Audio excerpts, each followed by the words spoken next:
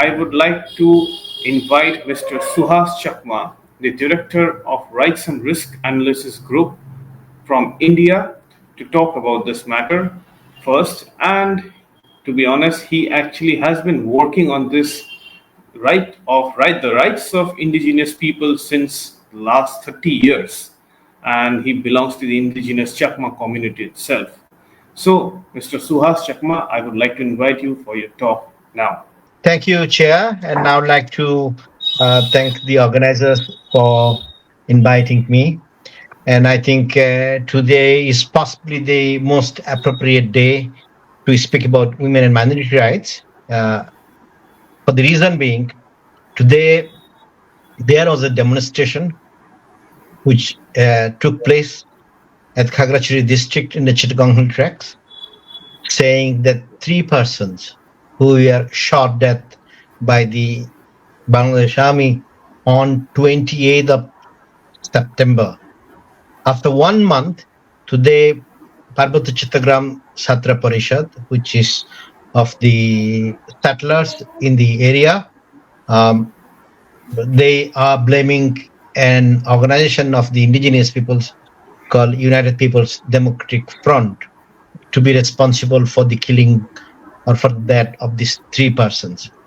So what we face in the Chittagong Hill Tracks is the situation, human rights situation in that area has not been positive, for a long period of time. But I think we face a new situation. We face a situation under Nobel laureate, Dr. Yunus, which was not seen, I think, at any point of time in history of the Chittagong tracks. I think in the last 15 days, the meeting of the Refugee Rehabilitation Committee, which has been established by the government of Bangladesh in 1997, as well as the Chittagong Tracks Land Commission, which is headed by a former judge of the Supreme Court. These are governmental bodies, could not take place simply because the settlers belonging to the majority community opposed it. And when I talk about settlers, I think we have to bear in mind why I'm using that particular term. I think people of the Chittagong tracks had no objection to the people who migrated to that region on their own.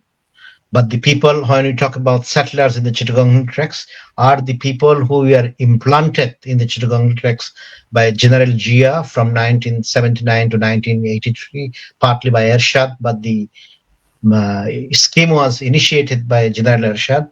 Then, of course, there is this Chittagong Hill Tracks 1900 regulation, which in the Indian subcontinent, you have the Bengal Eastern Frontier Regulation from 1873 prohibiting the settlement of the outsiders in these areas, both you find in India and Chittagong Tracks of Bangladesh, to basically safeguard the ethnic identities of the communities there. So the settlers objected. The government bodies are not able to hold meetings. This is not something which we had not seen under any of the Awami League government. This is not something which we had seen under the BNP when they were in power from 2001 to 2006. These are not something which we had not seen under the previous caretaker government in 2008 and 2009, when there was an interim government when the military had taken power. But today we have a situation where the Nobel laureate actually feels no shame whatsoever, even if his own governmental bodies cannot organize a meeting, the government meeting. So it would be like the British government not being able to organize any meeting on Northern Ireland because some radical elements will oppose it. And that's the situation that we have. And on the other hand, what we have is, I think in Bangladesh, they have perfected the art of lying. And you have the spokesperson of the chief advisor, Safiqul Alam, who is, you could say in a way, is the modern day Goebbels. And it's something which we had not seen, because every time you come up with something credible, they come up with another narrative which is absolutely based on falsity and falsehood, and they present it through what is called the chief advisor press wing fact check. So it's run by Safikul himself, and of course each time you'll be seeing that the government of the day is the only owner of the truth. And when the government of the day claims itself to be the only owner of the truth, then of course you have to assume and presume that this is possibly the most dictatorial government. So it's like the Pravda newspaper, which we has in the Soviet Union. So only truth which is being spoken is the chief advisor's press wing fact check, which is run by Safikul Alam. And I think the worst part of it is that it's funded by the British government, as part of the capacity building program for the chief advisor's office. So wherever, I mean, you see the government trying to be the owner of the truth or so-called truth or setting the agenda, it basically means that you have very little access to the truth. And that's, I think, the problem which you're facing in the Chittagong Hill Tracts region with respect to violence against women, violence against the minorities. And women I specifically mentioned simply because there has been increase of unprecedented number of rape incidents. And this rape incidents, if we look at it, on the 23rd of September this year, 14-year-old girl was gang raped by 3 persons. The students were protesting, and they protesting for only one reason, that the culprits should be arrested. And the authorities failed to basically arrest the culprits, because if they belong to the majority community, so once the culprits are arrested, it becomes a communal issue. Then of course indigenous peoples are attacked. So when the students were launching this movement on 28th of September at a place called Guimara, the security forces, that's the Bangladesh army, shot dead 3 indigenous persons who were peacefully protesting, and of course about a dozen people were injured. Then till today, there is no inquiry, there is no rehabilitation of the affected families, because the houses were burned, the shops were burned, and there is complete impunity. And we have to understand this impunity in the context of rising, you could say, intolerance, extreme form of intolerance towards the minorities. And of course, in the Chittagong Hill Tracts, it becomes a bit different from the mainstream Bangladesh, because ethnically and with the physical features, the indigenous peoples are different. So there's an ongoing conflict between the indigenous peoples and people who have been settled. It's almost like between the settlers, Israeli settlers in the occupied Palestinian territories, where they always resort to extreme form of violence. In fact, even the US had to impose sanctions on certain individuals, the settlers. So in that kind of an atmosphere, then rape or the sexual violence against women, especially the indigenous women, almost becomes the instrument. And that's what we are facing. It becomes much more complicated because in the Chittagong Hill Tracts and in the neighborhood, the Cox's Bazar, you have the Rohingya refugees. So if you look at the Rohingya refugees, what do you have? We know that they are victims. They are victims of violence. Victims of violence by whom? Victims of violence by the Buddhists on the other side, who look like the indigenous people in the Chittagong Hill Tracts. So you have a situation which is a domestic conflict in the Chittagong Hill Tracts, which has been further complicated by the presence of enormous amount of Rohingya refugees who are going into the Chittagong Tracts, being settled there. Then in between, you have the government, the interim government, supporting basically the narrative of Islamizations there. The reason being, most of the Islamic fundamentalist groups, which one of the speakers had referred to, they are operating from the Chittagong Tracts. and they are not operating on their own. And we know that there have been visits of so many generals from Pakistan.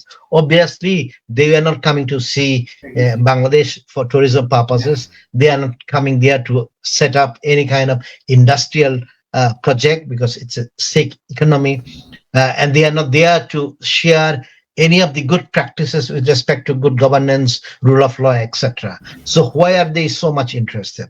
Then we have the Chittagong tracks at this point of time, which is completely facing a problem of its own, which has not been resolved. But at least there was some control that it should not vitiate beyond certain stage. Now you have the situation of the Rohingyas, which is increasing because of the involvement of many of the Islamic fundamentalist groups. Then, of course, involvement of international actors, not necessarily only for the purpose of geopolitics, but I think we are going to see in the coming months, leading up to the elections, basically use of the proxy wars in the Chittagong tracks. So we face these problems. So there have been increased amount of rape. I think what is more, heart wrenching is to see when you see this young bomb women, girls with their children, 4 years, 2 years, 3 years, uh, who have been sent to prisons regarding or for alleged bank robbery. So you have the entire Chin community, whose entire population is about 13,000, 15,000 people. About I would like to interrupt 2,500 of short. them. I would like to interrupt shortly, sir. Like we are a bit out of time. If you could like Okay, I'll just wrap it finish up in 2 minutes. short. Yeah. And then what happens is they all of them are about 25% of the populations of the Chins are either in the Chittagong Hill tracts or in India. I think the last point which I wanted to mention is that when these incidents have come up from September, there was an allegation which was made by the Home Advisor that the protest which actually took place because of the gang rape on 20th September was actually supported by India. It is as if India had asked someone to rape there. In the final analysis, what we saw is much more, I think, concerning.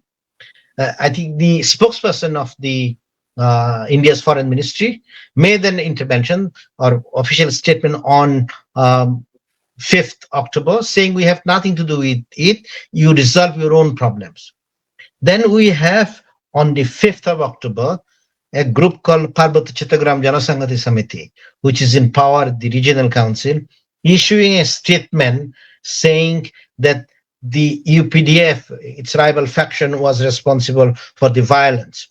So what I wanted to highlight, the beginning, what I had said, that what Safiqul Alam and all others, chief advisor, is trying to develop a narrative that the security forces are not responsible. The rape was engineered by India. It is done by the other tribal groups. And they have even at this point of time basically used the PCJSS to counter the statement of India.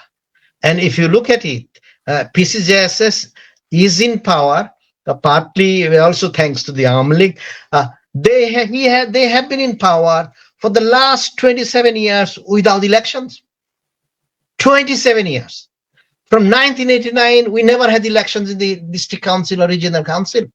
And so you could see 30, 35 years, democracy has never reached the Chittagong tracks.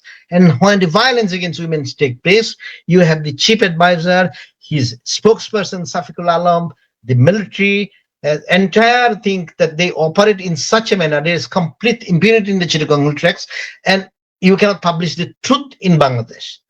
And so that's the reality. And that's why I think it becomes much more distressing because the violence against women after UNES had taken over has increased, because nobody had seen, either under Awami League, BNP, or any caretaker government of the military, that the government bodies cannot hold meetings. So the government doesn't exist there. It's absolute impunity. And I think that's the biggest problem. Thank you. Thank you very much, sir. And I understand, especially regarding the Chittagong Hill tracks, how much it has escalated